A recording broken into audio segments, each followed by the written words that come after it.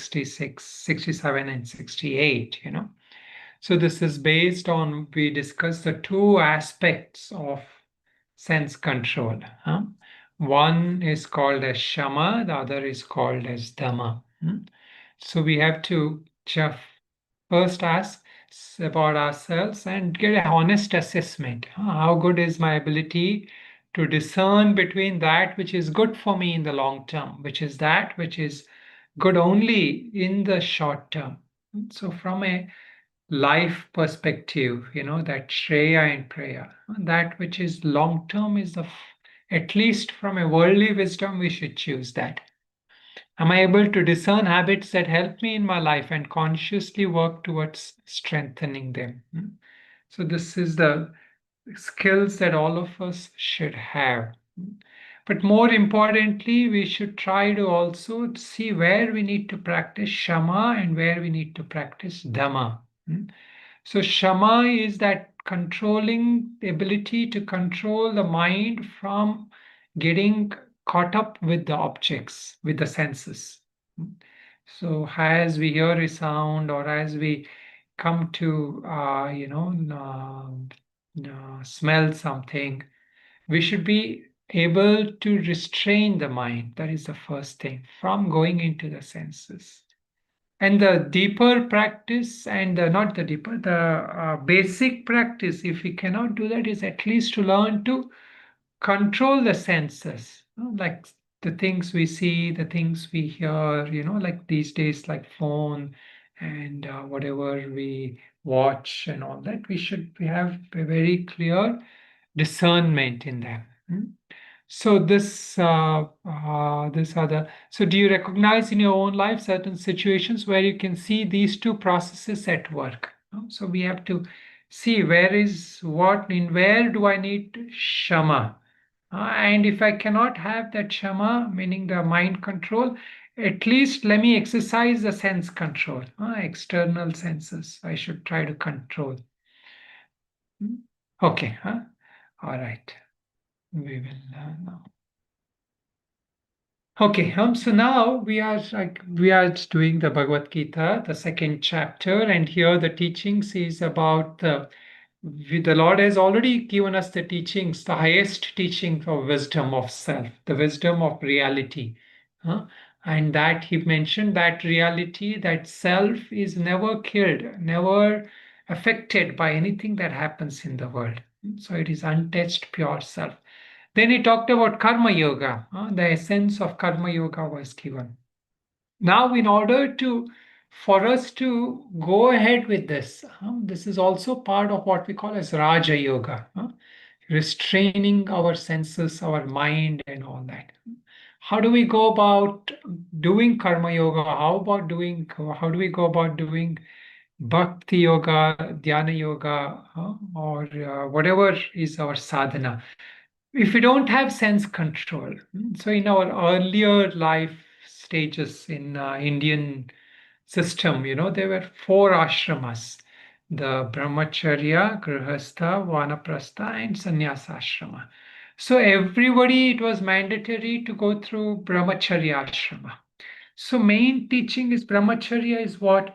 Brahmacharya is based on restraint, learning how to have yama niyama, the basic controls, the restraining the senses, restraining the mind, and learning that thing of withdrawing that mind and senses. So this was a inculcated thing in everybody. Nowadays, of course, these things are not there, and we don't know the value of this.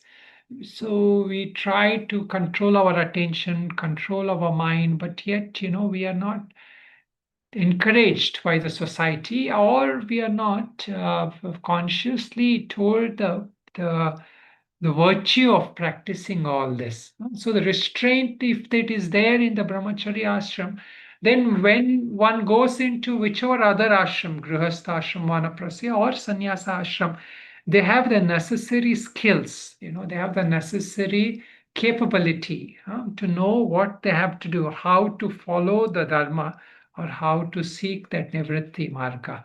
So all of us in this, we need that sadhana. So sadhana we do, whatever sadhana we do. If we have taken mantra from a guru, then we should do that regularly. If we have, we have other practices of yoga or meditation, then all that are helpful practices. It is not just I have to think that I am not looking at moksha right away, so I don't need this even in your daily life. So this is a point that the Lord bring us now in the shloka that he mentioned, we looked at the last class. The Lord talks about the requirement of this knowledge. He says that one who doesn't have abhavana, the one who is not meditating, nacha bhavayata shanti, the one who doesn't meditate, the one who doesn't contemplate, he is not going to get peace. Meaning he's not going to have that composed mind, the cheerful mind, that state of mind where he can execute other things in life. So even for practical purposes, this aspect of meditation and contemplation has a value. And then he goes on to say, Ashantasya kutas sukham, the one who doesn't have shanti, one who doesn't have peace. How can he be happy? How can he find fulfillment in life? So peace is the pre-qualification for happiness. If we want to be happy in this world, if we want to be positive, cheerful, then how we have to actively work at how can we be peaceful, how can we be in a state of positive state of mind. See, the world is contrary, like how we are saying, Bhagavad Gita is saying here, the one who knows how to control the senses, meaning the one who is not interested in the seeking one worldly joy after another. The Bhagavad Gita says the one who controls the senses is in a cheerful state of mind, prasanna chetasa. The one who is in a state of, one who gains that cheerful, positive, peaceful mind, he is the one who has controlled the senses. The worldly belief is the other way, like we keep seeking one joy after another.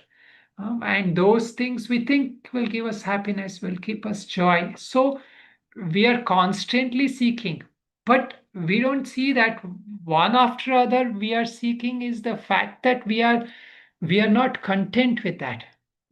So if one joy that we seek, let us say, for example, if we have one pizza, pani puri, or whatever, and that makes us happy, then we shouldn't be seeking after more, right?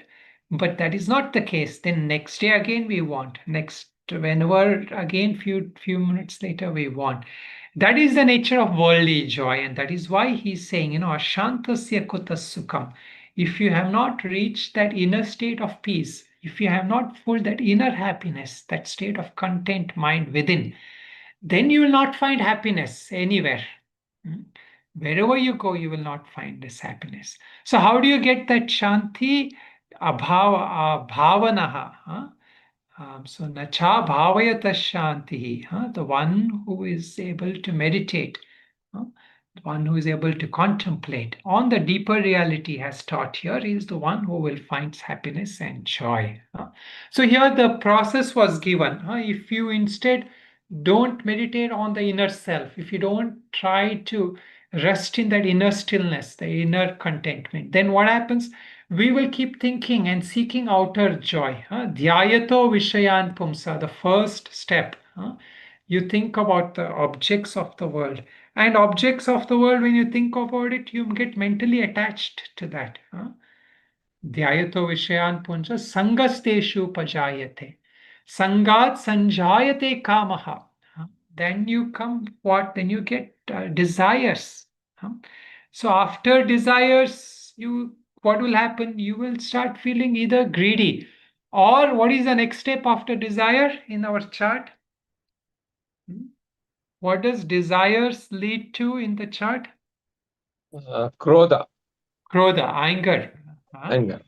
So then we reach that state of anger, So when we get to this thing, we get, and then after anger is what?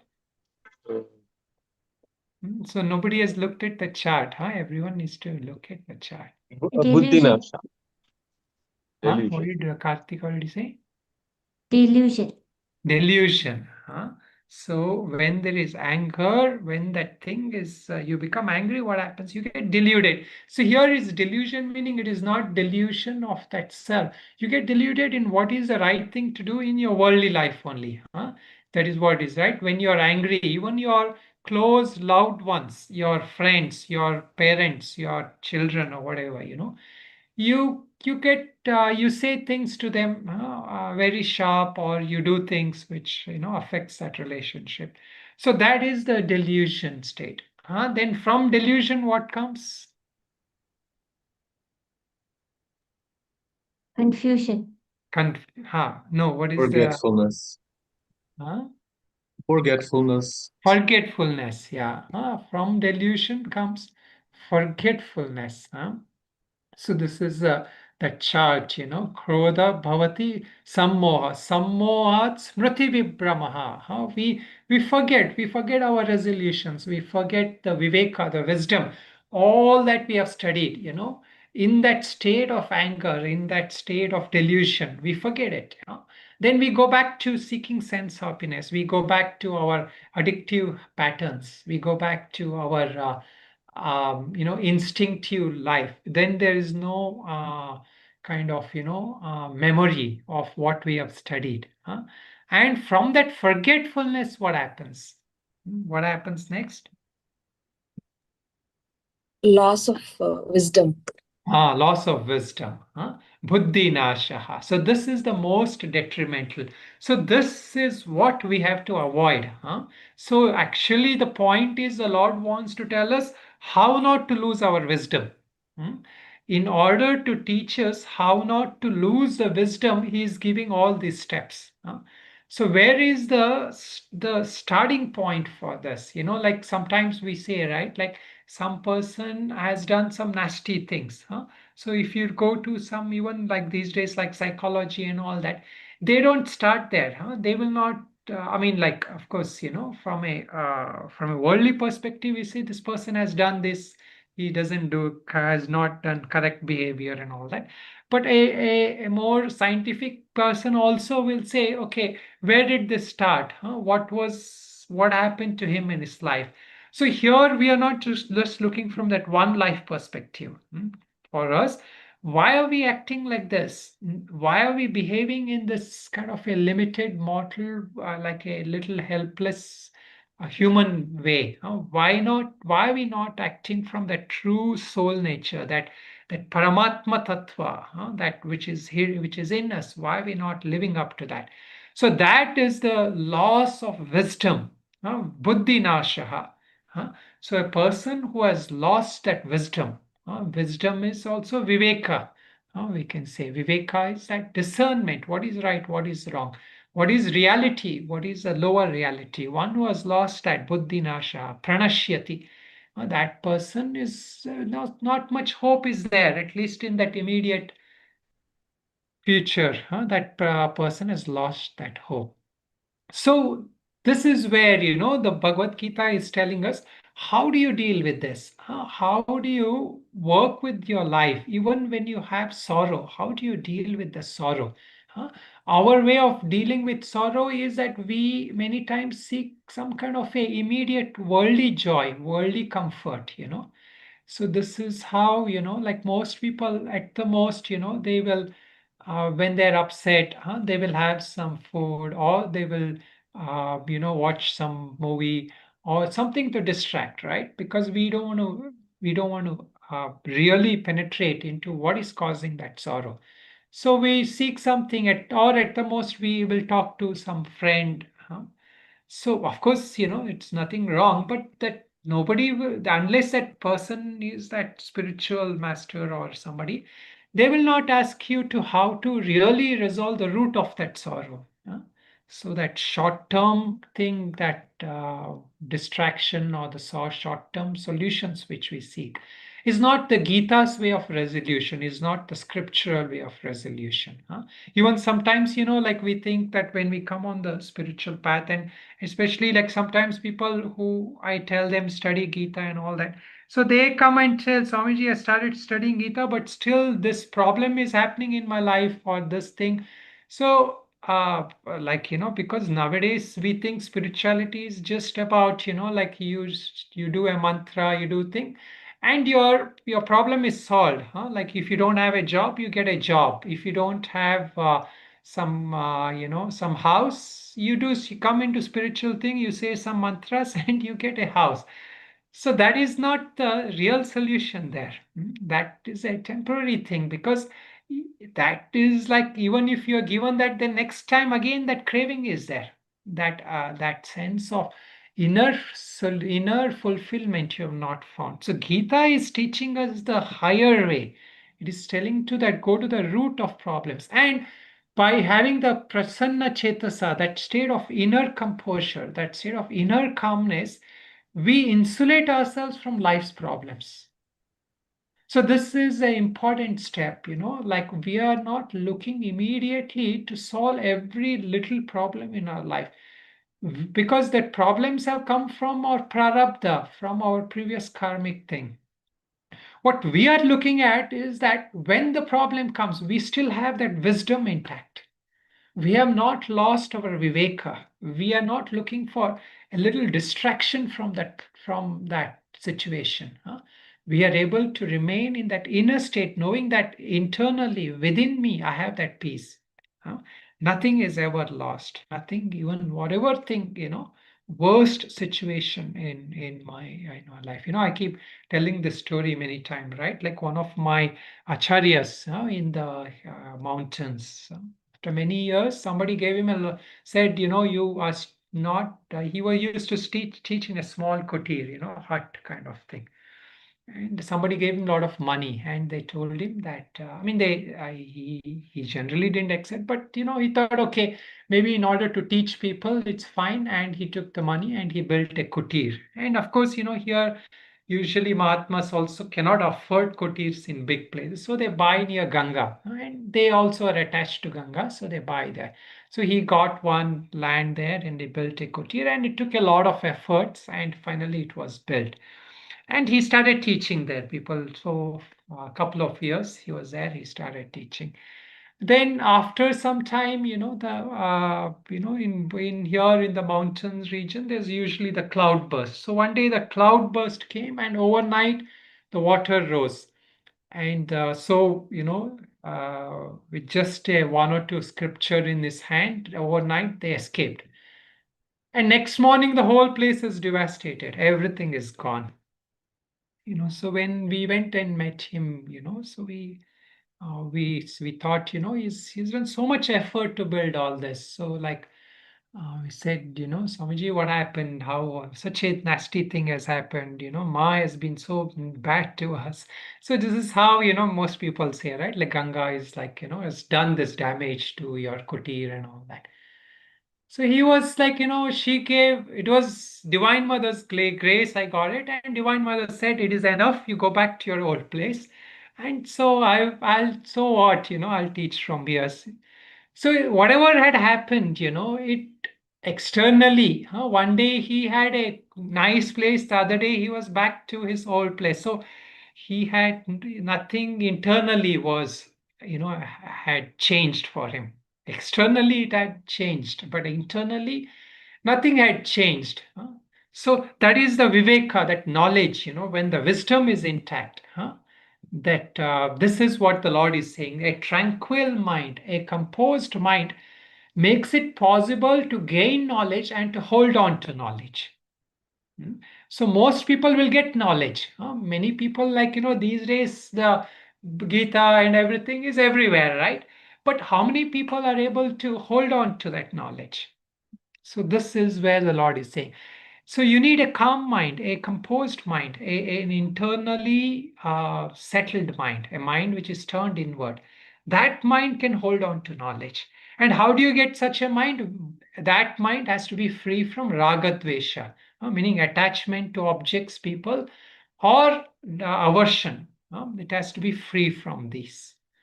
Okay, so now he concludes this point. He gave this example of the wind. When the boat is on the is on the river, and the boat is sailing, and when the wind comes, the boat gets flown with that, it drifts away with that wind. But if that boat is pegged to the land, or if it is on the land, even if the wind comes, it will not drift away, right? So if the mind is intact with knowledge, with restraint, with control, self-control, then it will not get lost with every little events that happen in our life. So that is the drishtanta. Drishtanta means an example, illustration that the Lord gave us. And now let us look at the shlokas following from there.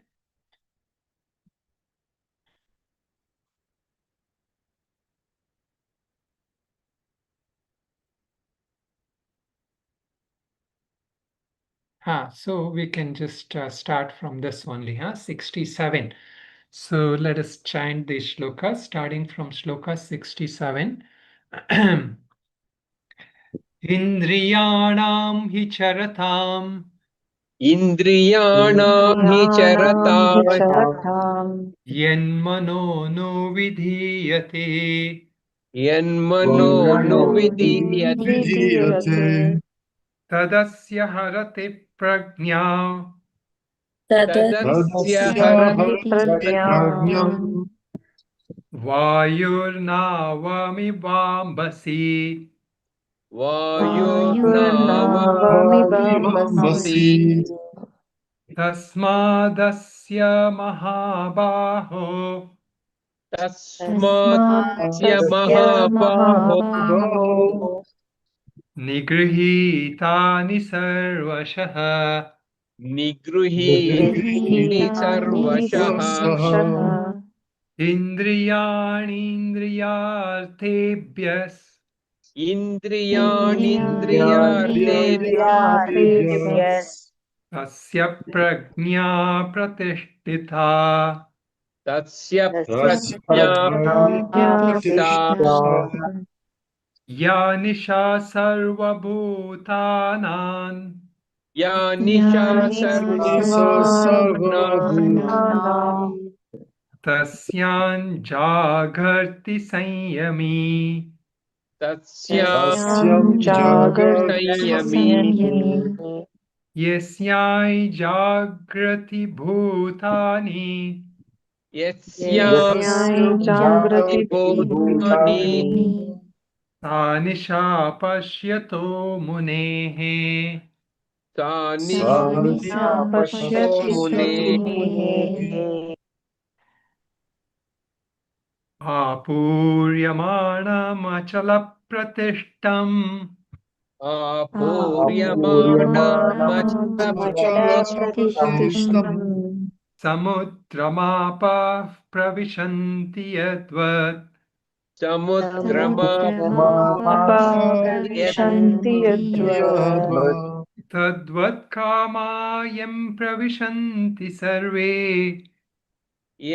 तद्वत्कामायं प्रविशन्ति सर्वे सर्वे स शान्तिमाप्नोति न कामकामी न शान्तिमाप्नोति शान्तिमाप्नोति न कामकामी कामकामी So, yeah, this is a very oft quoted, beautiful metaphoric shloka. Apuryamanam machala pratishtam samudramapa pravishanti yadvat tadvat kamayam pravishanti sarve sashanti mapnoti na kama kami. So these are the metaphors that are used, So there are several metaphors or what we can call as sometimes similes, similes, metaphors that are used in Gita. So the Lord also uses a lot of examples. So sometimes we can when we want to study Gita, we should kind of try to look some of these things. How many metaphors are there in this chapter? How many examples are given? And each one, what are they? What are they allegorically referring to? What are they pointing to? So these are good projects, for those who are really serious about studying and maybe at someday even teaching. So we should be very familiar with all this. Okay, now let us look at this one. The Lord concludes this specific thing about the topic that he has been talking about, that sanyamya, that control of senses. I mean, of course, he's going to continue, but this specific junction he concludes here in saying, Tasmadasya Mahabaho Nigrihitani Sarvashaha. So therefore, Arjuna, because I've given you so many examples, so many points here, based on all this is why you have to control those senses. You have to turn it away from ragadvesha. You should not allow the mind to keep contemplating on these objects. Instead, contemplate on the self, on that Atma. Then you get joy, inner joy. You will not look for outer joy. Try to connect to that state of inner peace, that inner joy. That is what the Lord is saying.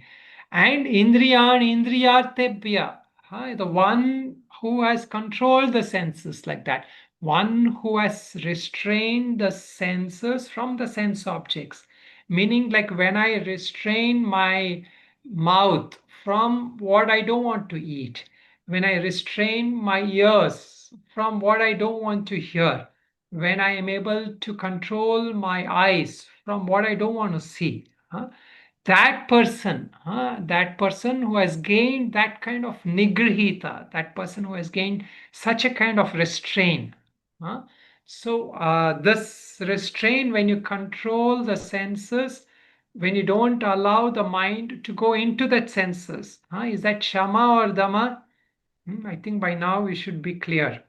When you don't allow the Dama. mind to go into senses, Uh, what is it? Control of the mind, Shama.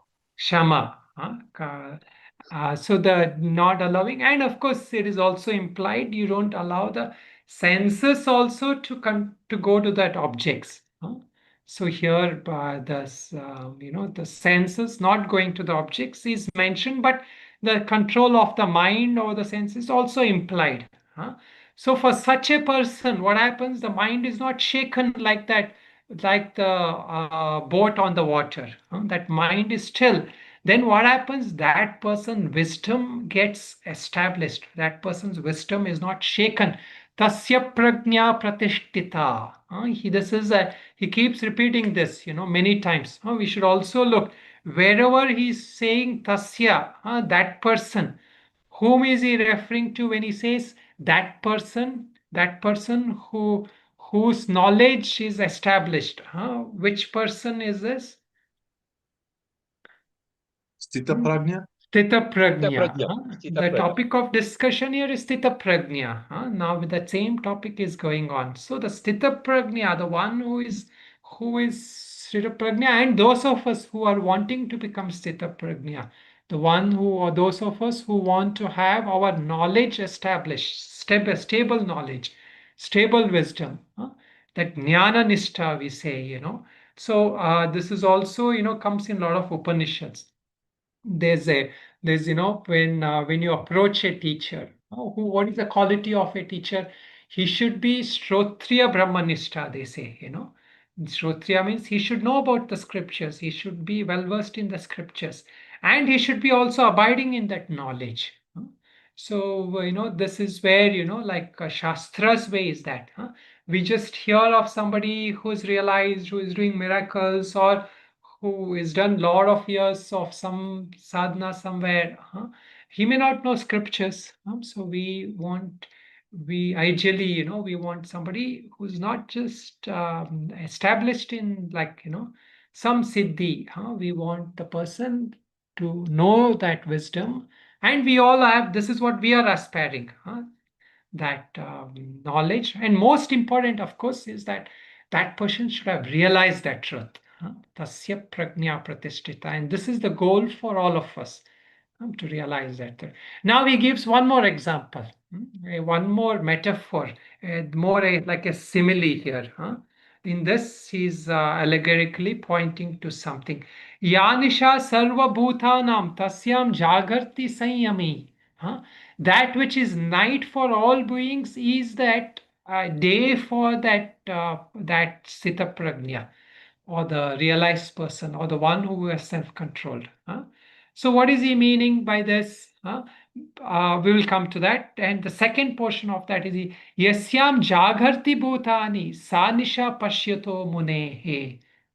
The what that which is day to most people, uh, for all beings, most people, especially those who are not established in the truth. That which they consider as a day is night to that person.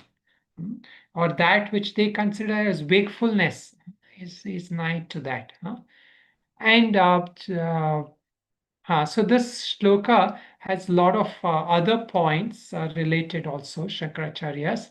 So briefly, I will just mention that. So here is say, what is Sanyami, the self-restrained person. This is some Bhashya from Shankaracharya. Says the person whose organs are under control. That person, that yogi who has that control. So he is that yogi who has risen from that sleep of ignorance, meaning that he is awake. He is awake in what? In the night that is characterized as reality, the supreme reality. So that which is night, with meaning ignorance. So what it is representing here in the first line, when he says night to that common people, that is the state of ignorance. You are blinded by the reality, and that is the day for a awakened person, meaning that is the he's awake to that reality, that supreme reality, and that which the normal people consider as day, that which they are awake, that is like a dream, meaning that world, that waking state, that is like a dream for a person who is awake. He perceives the reality. um, so he brings one more point. Rights and duties are enjoined only during the state of ignorance, not in the state of enlightenment. So even that which the Veda says, Veda gives different things we should do, right? Different sadhanas. So for this person, that also is not necessary. For when knowledge dawns, ignorance becomes eradicated like the darkness of night after sunrise. Before the rise of knowledge, ignorance accepted as a valid means of knowledge and presenting itself in different forms of actions, meaning means the and results, becomes the cause of all rights. It cannot reasonably become the source of rights and duties after realization. Okay, so he basically is mentioning this point about how even the karma portion of Vedas, the karma portion of Vedas has different rituals and different rites, And for all of us, we are all told to act, right? We are all told to do a lot of things to take care of our living and all that. But for a realized person, that kind of worldly duties, the worldly duties are not binding anymore. But let us look at the more basic way of the sloka. So in the Vedantic context, there are three states of reality that is accepted. And if anybody who wants to understand anything of spiritual life, we have to understand these three states of reality. The first state is called as Prathibhasika Satta, illusory reality. So what is this? It is like for example, when you're dreaming, this you are seeing a lot of dreams, but when you wake up, what happened? The dream is gone. Hmm? Or somebody has some hallucination. Like sometimes, some people especially have some psychological thing where they see certain things which is not real in this world. So these are all called as like pratibhasika. It is a self-induced. It is induced in one mind. If you ask somebody, did you see this? They'll say, no, I didn't see this. Or if you had a dream, you had a wonderful dream and you saw your best friend in that dream. And next morning you ask your best friend, did you we went there yesterday and all that. It was nice, wasn't it? She says, what is it? You were dreaming. I was never there. So it is not a shared reality. That is the illusory reality. So this is a worldly way. Everybody accepts this. There is an illusory reality that an individual goes through, and there is a what is called as the shared reality. The shared reality is what we call as a Vyavaharika Satta. also called as transactional reality. So Vyavaharika Satta means like I can say that this we are here in this class. I can say that the time is so and so. Of course, some of you are from other countries, so you may have different time zones. But there is a standard kind of time. This time here means that time there. So that is again a shared kind of reality. This is a reality we agree upon. So this is the called as a Vyavaharika Satta. Now, this is until the world ways. As long as in the world everybody accepts this. Now, when we come to spiritual life, there is something that is told. It is told that there is a reality beyond all this. That is called as a Paramatmika Satta. Satta means reality. Paramarthika, ultimate, supreme reality. What is this ultimate reality? When we come to this ultimate reality, both of this, the Vyavaharika and Prathibhasika, are like Prathibhasika. What I mean by that is, when we awaken to that supreme reality, both your individual reality of illusion that you're having, the dreams, and your shared reality with others, both of them they say is not real, meaning that it is relatively real, but it is not at the supreme level real. So this is what we call a sage, a wise person, a jnani, or the Lord. They are always in the supreme reality. So what is when we are in that state of Vyavaharika Satta, or we are in the state of Prathibhasika, meaning when we are in the state of our illusion, or if we are in our state of relative reality, which we all share. When we are in this, that jnani, that realized person is in that state of supreme reality. So for them, this is like a dream. So even when we say we are awake, when we say this is day, meaning when we say I'm not dreaming, I'm seeing this world, I'm seeing this, all these people, they're also seeing me. At that time, they don't experience that, meaning they are seeing only from the point of supreme reality. Meaning it is not like they don't see at all, they will see it, but they know it is not real. Just like how if you were to wake up sometime in your dream, but you don't completely wake up, so you still are watching that dream. Then you see, you kind of realize I'm watching this dream, but yet I know that I'm not in that dream. So this is that state, like so this metaphor here, the first for the first line, it says, where it says that which is a night to a normal person. The world as it's that normal person, what he's seeing as night. That it means he's in ignorance. He's experiencing only the relative reality or an individual reality. At that time, that sage is in daytime, meaning he's awake because he's not experiencing those kind of those ignorance that all of us are. And then when we say this is the real reality, when we wake up from our dreams, our sleep, and we say we are all seeing this world, which the science says is real, right? The science, from a scientific point, this is a real reality. So that that yogi or that jnani says that is not the reality. So he doesn't accept that. So here, of course, darkness is not literal. It is representing the darkness of knowledge, meaning that. So it is like, what is happening when we are awake? When we are awake also, the jnani sees that we are sleeping, because he thinks we are actually like from that state of supreme knowledge, a supreme realized person's vision, we are like sleepwalking. Why are we sleepwalking? Because we are driven based not on our wisdom. We are doing our life based on our instincts, our desires, our habits, our vasanas, and our karma. So we don't have that freedom in our life. So this is what the Jnani Purusha sees. He sees that we are like sleepwalking. We are not fully awake. And so in that ultimate thing, from a yogic perspective, even when it is night, that when that person sleeps, when the Jnani sleeps, he doesn't completely lose that awareness of self. in the higher stages. So here also, in a realized person, there are different stages.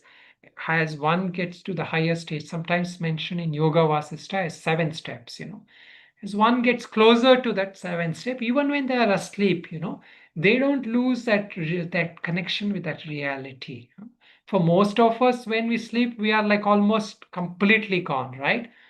We don't have any kind of sense of our awareness. Right? It's like we only become conscious when we wake up. We know only that level of consciousness, but there is a sublimal level of consciousness through practice, through understanding, and through abiding in that beingness, that awareness. That jnani is able to connect more and more to that, even in the dream, even in the waking. So he never is completely caught up, he is never completely disconnected from that supreme reality. Um, of course, in many who take from the bhakti marga, they say they are always connected with God. They are always in the presence of the Lord. So that way also we can take it. So here, like the other way to say it is that Shankaracharya gives one more example of a crow and an owl. An owl is that which is awake at night. And then it goes around creating a lot of havoc at night, and the crow is trying to sleep, and it gets disturbed. Huh? Then in the morning, what happens? The crow starts making a lot of noise, and it starts creating things, and the owl is sleeping at that time. So these are two opposites. So similarly, like light and darkness, that's they say, right? Like that sun and darkness. Some one acharya says, that somebody told that sun that there is this you know everybody in this earth, but you don't know one person. Who is that? It is this mist darkness. So where is this mist darkness? So then the sun says, okay, maybe tomorrow I will rise early and catch this mist darkness. And the sun comes there. By the time sun comes, that darkness has gone somewhere else, right? So this is like how, the two different states, the two different kind of things. But actually, it is just a matter. That is just an example. From that state of supreme reality, all these other realities come and go. Huh? If you're in that lower reality, you may not have that knowledge of that supreme reality. But if you are in that supreme reality, it is just like how, like once you know that for this example I gave, once you know that the sun doesn't rise, when you look at the next morning, you still feel like the sun is rising, right? Even though you know that. So that is how it is called bhadita jnana, meaning that knowledge is there, but still you experience it like that. But you don't get caught up with that, You don't really believe that anymore once you have realized that. Okay, so this is the, and now the last shloka we will look at next class. It's a beautiful metaphor that he gives. It is that metaphor of a realized person, a state of the realized person. What is the state of the realized person? So he gives this example: Apuryamana achala pratishta samudramapaha pravishanti yadvat. There is this ocean, a big ocean. That ocean is full. As we know, like oceans are always full, right? It is brimming with water. There is some few rivers which are coming in. So, like, even though the rivers are coming in, that ocean remains in its state. It doesn't get overfull, or it doesn't, just because these two tiny rivers are coming in, that ocean doesn't change. It doesn't become bigger or smaller or something, right? Achala pratishta. It is its essence is that fullness. That ocean's essence is that fullness. Tadvat kama yam pravishanti sarve sashanti mapnoti nakama kami. So when the realized person who is full because he is abiding within himself, he is abiding in that supreme reality. A person who is abiding in that supreme reality, worldly desire, if it comes, If the worldly desires that comes through the mind, something he had done in the past, he remembers that, or he desires, there's a desire to have something, eat this or eat that. Of course, sometimes if they do eat those things, it is not like they will not. But if those comes, they will not change that inner sense of abiding, that inner state of purnatva. Huh? That shloka we say at the end of every year, purnasya purnamadaya purnameva vashishyate. If you take off anything or if you add anything to that purna, for example, in this case, then that purnatva will not change. It will remain as purna. So this is that internal state of a stita prajna, and Stita Prajna, as he Arjuna had asked, what is that Stita Prajnasya ka bhasha samadhistasya keshava? What is that state of samadhi that person is in? So this is that state. It is not like he's lost, his eyes are closed and he's lost. A true jnani is awake in this world, but he is not chasing after things like a normal person does. He's not caught up when the desire comes. A normal person gets up and chases that, meaning they will start acting on getting that. But this person is not like that. Na kama kami, like a person who desires things runs after the desires. But a person who is peaceful because he is centered in that supreme reality of being. He's centered in that God or the presence of divine within. Then he finds everything fulfilled there. He doesn't need to go after it. So this is also a practice, when we think of objects, when something comes we like, we dislike. If the mind goes into that, if the mind goes outward, and establishes in that, then what happens? We will chase after that things. But if you hold the mind within, meaning if you remain centered within while interacting with the world, then what happens? You will not get, even though you have to interact for the sake of interaction, you will not get so attached to those objects. Dhyayato Vishayan Pumsha Sangasteshu Pajayate, because the desires will arise because we have a lot of our past karmas, the cravings will come. But if you allow the mind to get into that, then the attachment comes, and then it starts falling down. That time it's hard to control. But if at the first stage, when the desire comes, instead of going out, you learn how to go in. Meaning, in is also relative, but if you learn how to abide in that being, then you will not get caught up. Whether it is an object you hate or an object you like, there will be no attachment to that or aversion. Okay. Okay. So, any questions, comments people have?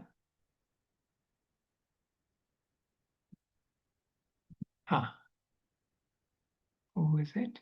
Rui, yeah. Swamiji, how do these three states of reality crisscross with the states of the dream world, the empirical world, and Turiya? So dream world, empirical world, and Turiya. So the dream world is the Prathibhasika Satta. The illusion. Each one have our individual dreams. And the waking world is that Vyavaharika Satta. Vyavaharika. Meaning, see, Vyavahara means literally transaction. Like I buy something, I give money and I buy something. That is a transaction. Meaning we both share that thing. I give you this, you give me that. So that happens only in the waking state, right? We cannot say in the dream, I gave you 100 rupees. So we can only do in the waking state.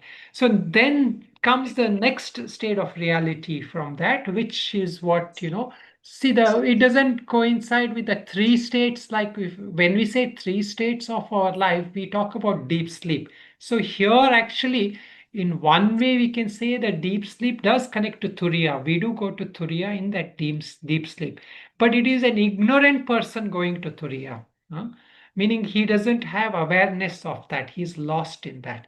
A jnani, when he goes, that is what I was saying, when a jnani, even though in a deep sleep, in the higher stage of jnana, even though he's in a deep sleep, he's connected with that supreme reality.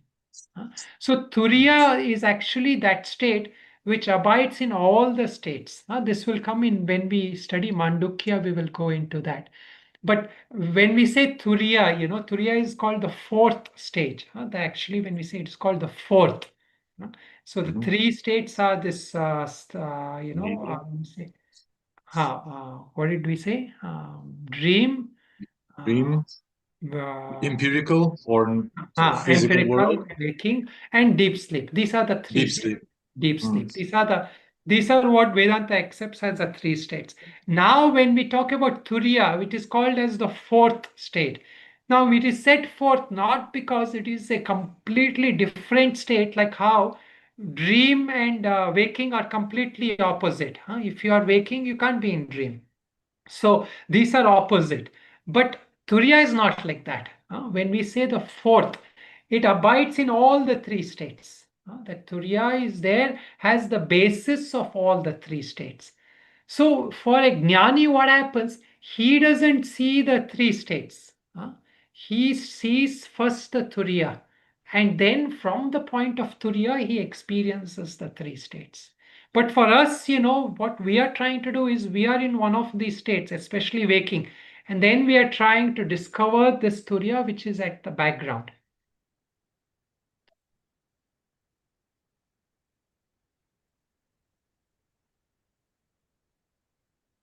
Okay, hi, anybody else?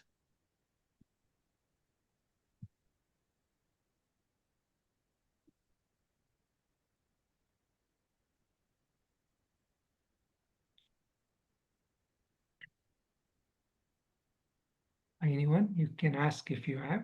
Feel free to ask.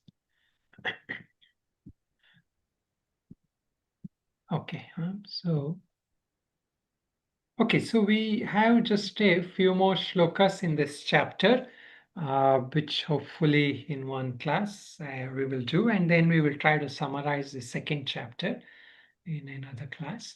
So it's a good, it's a good thing to kind of try to see how the Lord has built the train of thoughts. When we look at it from a specific perspective, we will think that the Lord is teaching about how to control the senses. He gave the knowledge, he control, then he's talking about karma yoga, then how to control the senses. But they're all connected. So as he concludes here, like the one who has restrained that senses is able to abide in that knowledge or also undertake karma yoga.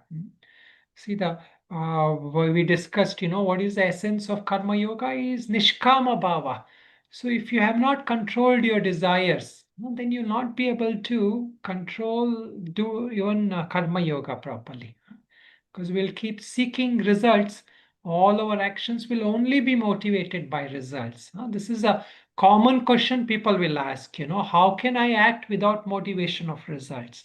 So that means we have not learned how to control desires. When we feel we cannot act without desires, that means we haven't controlled desires. So the Lord is telling us, you have to work on how to control these sense objects, this desire, because it starts from here. Today I have to control my desires. This is the first step. Like whatever desires I'm getting today at this moment, I learn to control. I shouldn't get too bogged down and say, oh, I have that desire for 10 years later, 20 years later. So the starting point is here. Then we become duty bound. We learn to do our duties. If we don't know how to control the desires, we will neglect our duties. And that again, we get caught up in the karmic thing when we neglect our duties, and that is what Krishna is trying to avoid Arjuna from doing. I mean, he's trying to teach Arjuna to avoid Arjuna to fall into that trap, right, of neglecting his duty. Okay, all right, so we will end it here. Om Purnamada Purnamidam Purnat Purnamudachyate Purnasya Purnamadaya Purnamevavashishyate. Om Shanti Shanti Shanti. Om Shri Guru Pyo